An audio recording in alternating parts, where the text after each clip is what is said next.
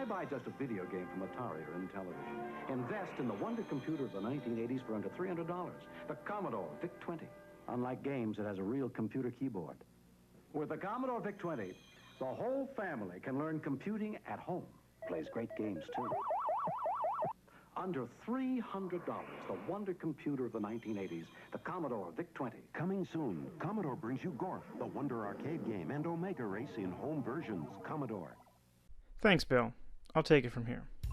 Hello, and welcome to the Peek&Poke Computer Museum in Rijeka, Croatia. Here you can find over 1,000 exhibited items, including game consoles, computers, and assorted hardware and software. Today, however, we're going to be taking a specific look at Commodore's second best-selling machine, the VIC-20.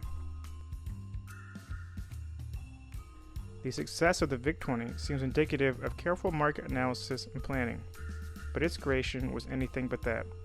Although the VIC-20 was initially released in June 1980, its development started years earlier, with the development of the Video Interface Chip 6560, or VIC-1.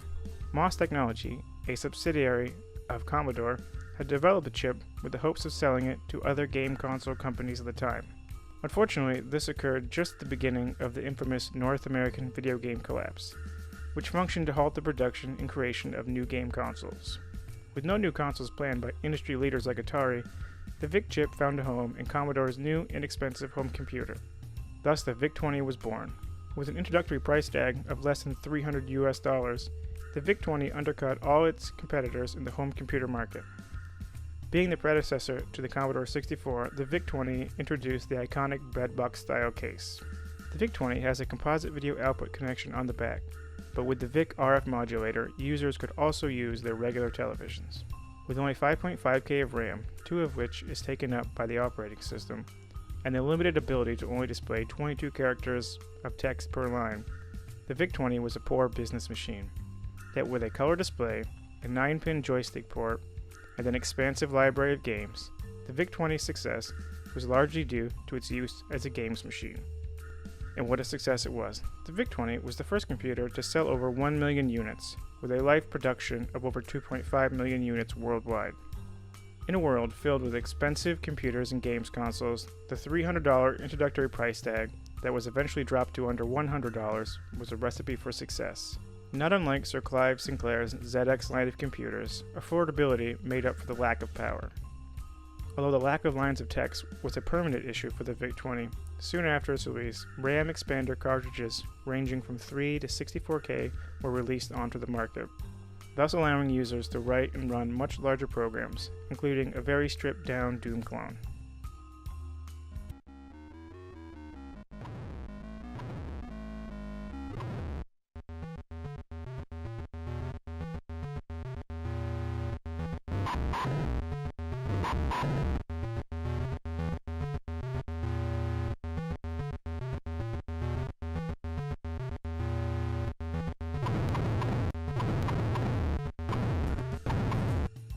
The previously mentioned expansive game library for the VIC-20 includes Jelly Monsters, released in 1981.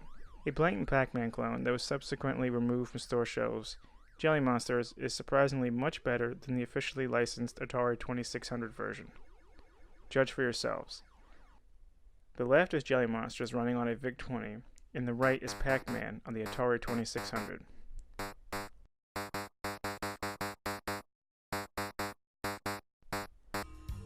Aside from Pac-Man, the VIC-20 featured many other arcade clones and original titles like Frogger,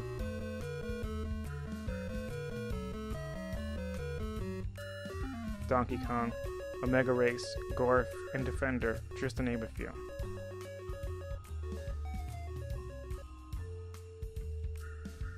There were numerous peripherals available for the VIC-20, including tape drives, floppy disk drives starting in 1982, a printer, and the VIC modem.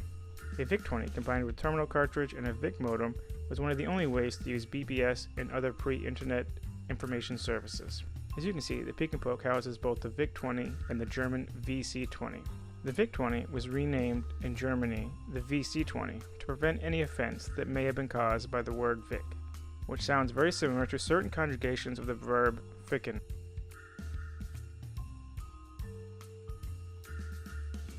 If you would like to see this machine and play one of the best and most controversial ports of Pac-Man, come on down to the Peek&Poke.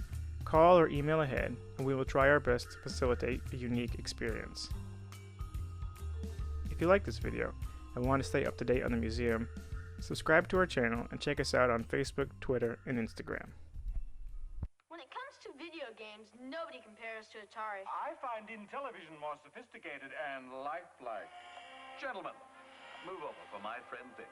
The Commodore VIC-20. Move over. The Commodore VIC-20 does more than your machines. It's a great computer that also plays great games. Like this, and this, and this. A computer that plays great games? Under $300? Exactly. We didn't know.